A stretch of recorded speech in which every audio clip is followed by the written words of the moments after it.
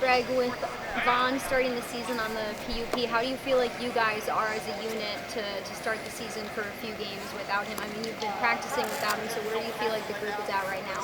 I think we're solid. We're all ready to go out there and contribute, make plays, and help this team win on Monday night. Leonard Floyd is a tall guy, almost as tall as you. Have you, because of your similar body types, have you learned much from him, or have tried to pick his brain? He's a veteran guy.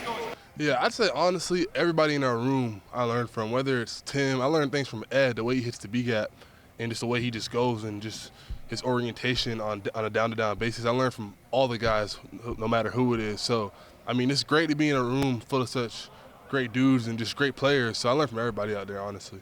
I mean, he's a tall guy who sets the edge in his career, sets the edge well. I mean, obviously you set the edge well too. Yeah. But is there anything you talked to him about about using his leverage against the run, or what do you think of that? Yeah, I'd say we all talk. We all kind of bounce ideas off each other's heads and kind of we see how the other person does things and how that could help us with our own game. Ron talked about how when he sits in the room with you, how astute you are, what you're seeing. You understand what you're seeing very well. Mm-hmm.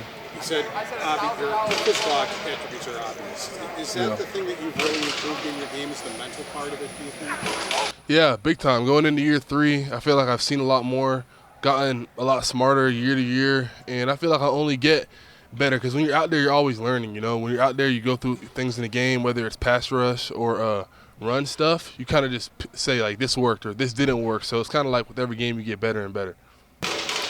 You have a couple new faces on the defensive line, Kuna and Leonard Floyd, but where do you feel like you guys have grown as a group since you've been through an entire offseason now and are headed to week 1 in a few days? I feel like we've grown a lot, and it's kind of like our second year together with that group, with that core of DQ, Tim, dudes who came back, Vaughn, obviously. So I feel like we're only getting closer. Last year was cool, but last year we were kind of still trying to get to know each other because it was our first year all playing together, but now it's we kind of know the way that the other person does things, so I feel like our chemistry has been building up. How do you feel like that's going to benefit you guys chemistry-wise here on Monday night? I feel like it'll benefit us a lot. A lot of playing D-line is about just being coordinated and knowing all right, I'm next to this person, or I'm playing next to Ed, he likes to play like this. I'm playing next to Daquan Jones, he plays like this. So just knowing who you're next to can really help push your game to the next level because everything you're doing is happening faster because you understand who you're playing next to. Greg, you had a shot against the Packers last year, I think. Yeah. Right? Okay, yeah. So, you've seen Rodgers, right? Albeit with a different team now. But, you're familiar with his career. You've played against him now. What do you kind of take into Monday night in that respect? He's a starting NFL quarterback. Obviously, he's Aaron Rodgers. He's been playing football since I can remember. So he's one of those guys, one of the better quarterbacks in the league, and we're all excited for the challenge. Because he ad-libs, he does things.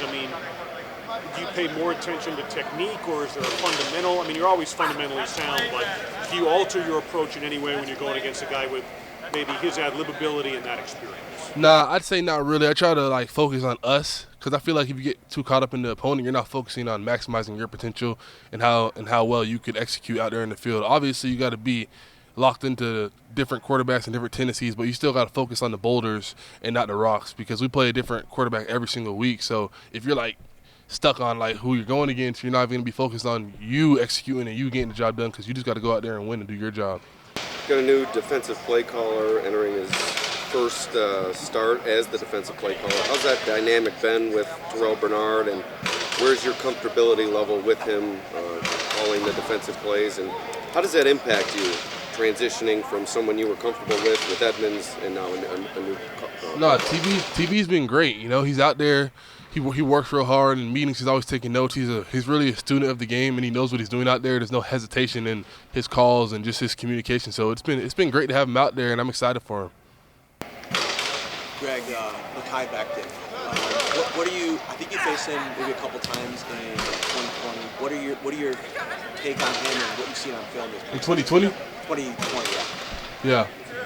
I never went against Mekhi. I wasn't here in 2020 yet, but I know him I played against him in college when he was at Louisville and I was at Miami. So obviously big guy, solid player, and I'm excited for the challenge. I forgot about the gap here. Yeah.